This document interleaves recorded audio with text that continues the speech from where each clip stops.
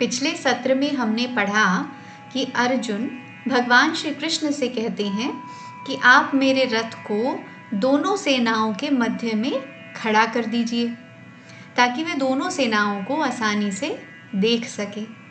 आइए आगे जानते हैं कि अर्जुन ने आगे भगवान श्री कृष्ण से क्या कहा। यावदेतान् निरीक्षेऽहं योद्धुकामानवस्थितान् कैर्मया सह योद्धव्यमस्मिन् रणसमुद्यमे। अर्थात जब तक मैं युद्ध क्षेत्र में डटे हुए युद्ध के अभिलाषी इन विपक्षी योद्धाओं को भली प्रकार देख लूं कि इस युद्ध रूपी व्यापार में मुझे किन किन के साथ युद्ध करना है। अर्जुन भगवान श्री कृष्ण से कह रहे हैं कि आप मेरे रथ को दोनों सेनाओं के बीच में ले जाकर ऐसे उपयुक्त स्थान पर और इतने समय तक खड़ा रखिए जहाँ से और जितने समय में मैं युद्ध के लिए सज धज कर खड़े हुए समस्त योद्धाओं को भली भांति देख सकूं। ऐसा करके अर्जुन ये जानना चाहते हैं कि मुझे किन किन के साथ युद्ध करना है, उनमें से कौन मेरे समान बल वाले हैं, कौन मेरे से कम बल वाले हैं और कौन मेरे से अधिक बल वाले हैं। उन सबको मैं ज़रा देख लूं। योद्धु कामान मतलब युद्ध की इच्छा रखने वाले। ऐसा इसलिए कहा अर्जुन ने क्योंकि कौरव ही तो युद्ध करना चाहते थे। पांडवों ने तो संधि का प्रस्ताव भी रखा था, पर कौरवों ने उसे नहीं स्वीकारा क्योंकि उनके मन में युद्ध की इच्छा प्रबल थी। वनवास पूर्ण करने के बाद पांडवों ने महाराज धृतराष्ट्र के पास अपना दूत भेजा था, जिसके साथ यह संदेश भेजा गया कि महाराज धृतराष्ट्र, आप हम पांडवों के लिए हस्तिनापुर के राजा ही नहीं हैं, बल्कि हमारे ज्येष्ठ पिताश्री भी हैं। इसलिए हम आपसे निवेदन कर रहे हैं कि संधि के अनुसार हमारे अधिकार सहित हमारा राज्य लौटाने की कृपा करें।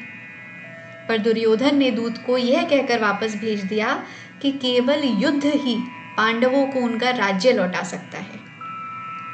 ऐसा सुनकर अर्जुन और भीम क्रोधित हो जाते हैं, पर भगवान श्री कृष्ण ने कहा कि युद्ध से पहले हमें धर्म के अनुसार एक बार और शांति दूत भेजना चाहिए, ताकि इतिहास में यह जाना जाए कि पांडव धर्म के मार्ग पर थे और उन्होंने अपनी ओर से हर संभव प्रयास करके देखा था। तो भगवान श्री कृष्ण गए थे पांडवों की ओर से शांति दूत बनकर कौरवों की सभा में, और उन्होंने धृतराष्ट्र से कहा कि मैं कौरवों की सभा में आपसे एक बार पुनः पांडवों का राज्य लौटाने की मांग कर रहा हूँ और इस संबंध में आपकी इच्छा जानना चाहता हूँ।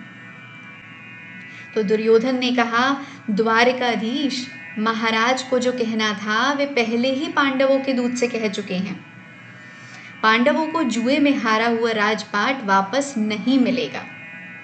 धृतराष्ट्र ने भी पिता होने के नाते अपनी विवशता दिखा दी। भगवान श्री कृष्ण ने फिर समझाने का प्रयत्न किया कि महाराज, दुर्योधन की इस हठ को रोकिए। कहीं ऐसा ना हो कि आपका ये पुत्र अपने झूठे मान व हठ के लिए विनाश के उस भयानक जंगल में भटक जाए जहां से निकलने का कोई रास्ता ही ना बचे। यदि युद्ध हुआ तो केवल दुर्योधन का ही नहीं, संपूर्ण कौरवों का नाश होगा, जिसका उत्तरदायित्व आप पर होगा। श्री कृष्ण उन्हें बताते हैं कि महाराज युधिष्ठिर ने यह भी संदेश भेजा है कि यदि महाराज अपने पुत्र के हाथों लाचार होकर राज्य न लौटा पाएं तो उनकी विवशता का प्रदर्शन न कीजिएगा और 5 भाइयों के लिए केवल 5 गांव ही मांग लीजिएगा,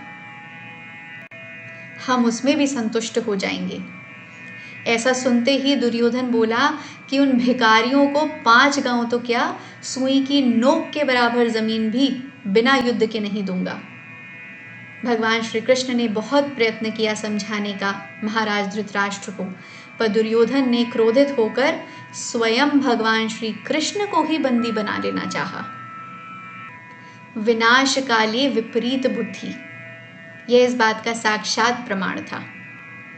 ध्यान से विचार करें, हम सभी अपने जीवन में यह गलती कभी ना कभी करते हैं कि अपने झूठे मान, मर्यादा, हट, जिद के लिए कुछ भी मांग कर बैठते हैं और उस क्षण किसी भी बात को स्वीकारना असंभव हो जाता है, चाहे वो कितनी भी ठीक क्यों ना हो, कितनी भी सही क्यों ना हो। पर गौर करें, क्या ये झूठी मान, मर्यादा, ये जिद, ये सब सिर्फ सांसारिक माया नहीं है जिसमें हम फंसते जा रहे हैं। माया को सब ही भजे पर माधव भजे न कोई, जो यदि माधव को भजे तो माया चेरी होय। भगवान के दास बनने के बजाय हम सांसारिक माया के दास बनते जा रहे हैं। यदि धर्म के मार्ग पर चलें तो स्वयं भगवान श्री कृष्ण सारथी बनकर राह दिखाएंगे। कहते हैं ना, सारथी तो हर क्षण साथ है, जो मन तेरा पार्थ है। आइए आगे देखते हैं कि अर्जुन क्या कह रहे हैं। योत्स्यमानानवेक्षेऽहं य एतेऽत्र समागताः धार्तराष्ट्रस्य दुर्बुद्धेर्युद्धे प्रियचिकीर्षवः। अर्थात दुर्बुद्धि दुर्योधन का युद्ध में हित चाहने वाले जो ये राजा लोग इस सेना में आए हैं, उन सब युद्ध करने वालों को मैं देख लूं। अर्जुन यहाँ दुर्योधन को दुर्बुद्धि कह रहे हैं, क्योंकि दुर्योधन ने पांडवों के साथ बहुत अन्याय व अत्याचार किए, तरह तरह के षड्यंत्र रचे, पांडवों ने सब सहन किया।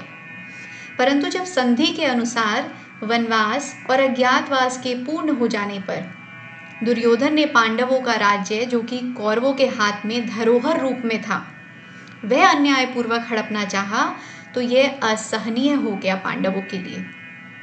दुर्योधन की इसी पाप बुद्धि का स्मरण करते हुए अर्जुन उसे दुर्बुद्धि कहकर बुला रहे हैं।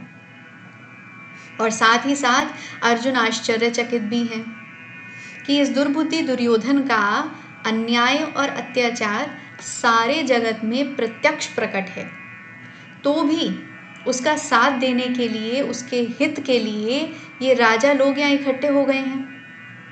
प्रतीत होता है कि इनकी बुद्धि भी दुर्योधन की बुद्धि के समान दुष्ट हो गई है, तभी तो ये सब अन्याय का खुला समर्थन करने के लिए आ गए हैं। और एक मित्र होने के नाते दुर्योधन को उसका हित समझाने के बजाय उसके दुष्ट विचारों को और बढ़ावा दे रहे हैं, और इस प्रकार वे उसका हित नहीं बल्कि अहित ही कर रहे हैं।